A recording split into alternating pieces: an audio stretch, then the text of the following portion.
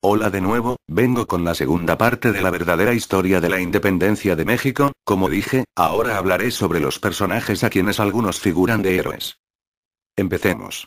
Ignacio Aldama, oficial que bajo las órdenes de Hidalgo participó en los planes de independencia de la Nueva España y en las fases iniciales de la lucha armada. Fue uno de los militares que inicialmente apoyaron a Hidalgo, traicionando su formación militar. Posteriormente, debido a las derrotas ante el ejército realista y ante la arrogancia, prepotencia y locura de Hidalgo, decide separarse de él. Pero ya era demasiado tarde. Al ser derrotados huyeron hacia el norte siendo apresados. Él y los demás líderes del movimiento llegaron a tener un plan para matar a Hidalgo. Fueron hechos prisioneros antes de ponerlo en marcha. Ellos nunca lucharon por la independencia de México. México no existía. Ellos querían la independencia de la Nueva España, pero entregándole el trono al mismo rey de España. O sea, nada para la población nativa. Ignacio fue fusilado el 20 de junio de 1811 en Coahuila por americanos. Ignacio José de Allende y Ungaza, nacido en Guanajuato, oficial criollo que participó en los planes de independencia de la Nueva España. San Miguel el Grande, pueblo donde nació, hoy lleva su apellido. Ojo, traicionó a sus jefes militares. Él no estaba de acuerdo con Hidalgo respecto a levantar en armas a la chusma, pues se saldrían de control. Y así sucedió. Hidalgo comandó por 4 meses a una turba de saqueadores y asesinos. Para nada lucha de independencia. Se trataba de robar a la población y de llevar a cabo las venganzas de Hidalgo. El tiempo le dio la razón a Allende. Los saqueadores avanzaron mientras no hubo oposición militar. Cuando el verdadero ejército realista los enfrentó, la mayoría huyó abandonando a los líderes. Esto le costó la vida a Allende. Él se refería a Hidalgo como el bribón del cura. Allende fue fusilado el 26 de junio de 1811 en Chihuahua por tropas realistas americanos al servicio de españoles. Decapitaron su cadáver y se expuso su cabeza al público. Miguel Gregorio Antonio Ignacio Hidalgo y Costilla Gallaga Mandarte Villaseñor, nacido en Guanajuato, sacerdote utilizado por el sistema para crear la falsa historia del inicio de la lucha por la independencia de México.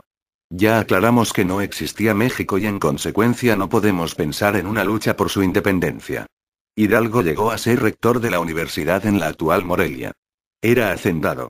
Como cura y hacendado tenía esclavos a su servicio. Por deudas no pagadas, fraudes y acusaciones de acoso sexual fue degradado a cura de pueblo. Por eso estaba en Dolores.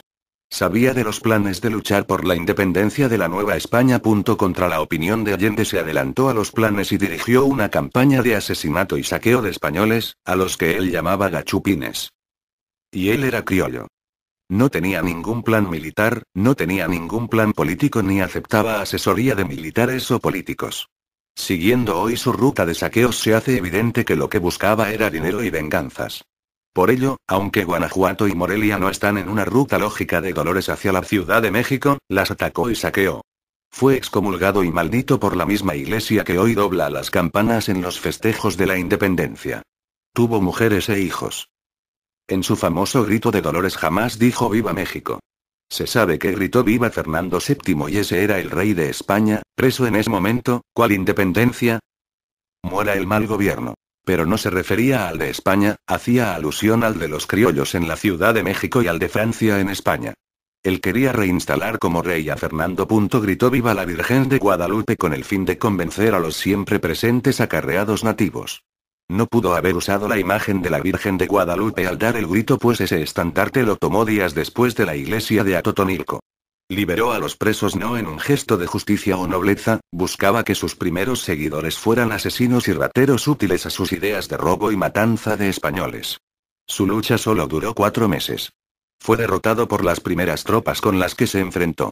Huyó al norte y fue hecho prisionero. Hidalgo fue fusilado el 30 de julio de 1811 en Chihuahua por tropas realistas. Un oficial americano cobró 20 pesos por decapitarlo. Mariano Matamoros y Guridi, nádico en la Ciudad de México, sacerdote que luchó en el movimiento de independencia bajo las órdenes de Morelos. Morelos sí luchaba por la independencia de los territorios americanos y sí tenía todo un proyecto político. Matamoros fue fusilado en Michoacán el 3 de febrero de 1814 por tropas realistas. Fueron necesarias 2 descargas del pelotón para matarlo. Hermenegildo Galeana, nacido en Guerrero, civil que se integró al movimiento de independencia bajo las órdenes de Morelos, quien lo nombró oficial, fue asesinado en Guerrero el 27 de junio de 1814 en batalla por el soldado americano Joaquín León de las tropas realistas. Su cadáver fue decapitado y su cabeza expuesta como trofeo. José María Teclo Morelos Pérez y Pavón, nacido en Michoacán, sacerdote. Aunque con varias esposas e hijos. 2 de sus hijos llegaron a ser famosos. Aunque estuvo a las órdenes de Hidalgo, solo se vieron una vez y por unos minutos. Dirigió la lucha en el sur del actual México, que sería casi el norte de la Nueva España, conste. Él sí tenía todo un proyecto político de crear una república. Presentó su plan en un documento llamado Sentimientos de la Nación. Llegó a integrar un congreso y emitir un acta de independencia. Igual que Hidalgo, fue excomulgado por la Iglesia Católica, dueña de las iglesias que doblan las campanas cada año en los festejos de la independencia. Cuando fue hecho preso y llevado a Ecatepec para fusilarlo, la población salió a las calles para maldecirle y escupirle. Morelos fue fusilado el 22 de diciembre de 1815 en Ecatepec, hoy Estado de México, por tropas realistas. Vicente Ramón Guerrero Saldaña, nacido en Guerrero antes de que se llamara así en honor a él, oficial del movimiento de independencia bajo las órdenes de Morelos. Prácticamente analfabeta. Inicialmente luchó contra Iturbide, pero luego unieron fuerzas. O sea, que traicionó al movimiento insurgente y se unió al enemigo. Con el plan de Iguala se unieron insurgentes y realistas, integrando el ejército trigarante Unión, Independencia y Religión, como es costumbre en México. Pronto traicionó a Iturbide y junto con Nicolás Bravo y Santa Anna lo derrocaron. Plan de Veracruz no triunfó en las elecciones posteriores al mandato de Guadalupe Victoria. En ese entonces, con un sistema político copiado a los gringos, el presidente no era elegido por el pueblo sino por las legislaturas estatales. Con el apoyo de la logía masónica logró la renuncia de Manuel Gómez Pedraza, presidente electo, y tomó el poder. Fue un golpe de Estado simulado. Durante su mandato se oficializó mediante decreto presidencial la abolición de la esclavitud en la República Mexicana. Con la intervención del embajador gringo y con la traición de sus antiguos compañeros, fue derrocado a los pocos meses de tomar el poder. Se retiró al sur de México. Mediante traiciones fue hecho preso y sometido a juicio. Fusilado el 14 de febrero de 1831 por mexicanos en Oaxaca. Ahora sí eran tropas mexicanas. México se creó el 28 de septiembre de 1821. Agustín Cosme Damián de Iturbide y Arámburu, criollo político y militar. Combatió contra las fuerzas insurgentes. Junto con la burguesía, militares, clero y comerciantes se dieron cuenta de que les convenía independizarse de España, por lo que por medio de negociaciones y mediante los tratados de Córdoba pactó la independencia de la Nueva España con el virrey O'Donoghue. Redactó el plan de Iguala el 24 de febrero de 1821 y formó el ejército trigarante, creando la primera bandera mexicana tricolor en alusión a independencia, religión y unión. El 28 de septiembre de 1821 es la fecha desde la cual existe México, ya que Iturbide le llamó Imperio Mexicano. Esta debería ser la fecha de los festejos, no el 15 y 16 de septiembre. Y el bicentenario será en el 2021, no fue en el 2010. Fue proclamado Agustín I emperador de México, pero al poco tiempo, como siempre, los mexicanos lo derrocaron. Se exilió en Europa, pero al saber que varios países europeos planeaban retomar México para España, regresó al país. El Congreso había emitido un decreto donde se le consideraba enemigo de México y se autorizaba su ejecución al verlo. Fue hecho preso en Padilla, Tamaulipas. Fusilado por mexicanos en Tamaulipas el 19 de julio de 1824. Así premiamos a quien en realidad logró la independencia de este territorio, creó el nombre oficial de México, creó la bandera verde, blanco y rojo, y regresó para defender al país. José Miguel Ramón Adauto Fernández y Félix, alias Guadalupe Victoria. Mediante traiciones de Guerrero, Santa Anna y colaboradores derrocaron a Iturbide. Cuando las aguas se calmaron, el Congreso convocó a elecciones y este militar se convirtió en el primer presidente de México. El dato curioso es que nuestro primer presidente respondía al apodo que él mismo se puso de Guadalupe por la devoción religiosa y Victoria en alusión a sus logros militares. Por esto no asombra que en este país las noticias te las dice un payaso que también te vende remedios mágicos. Tenemos políticos que hoy son los responsables de la energía, mañana del IMSS y después del Congreso o del Senado. En este país todo se vale.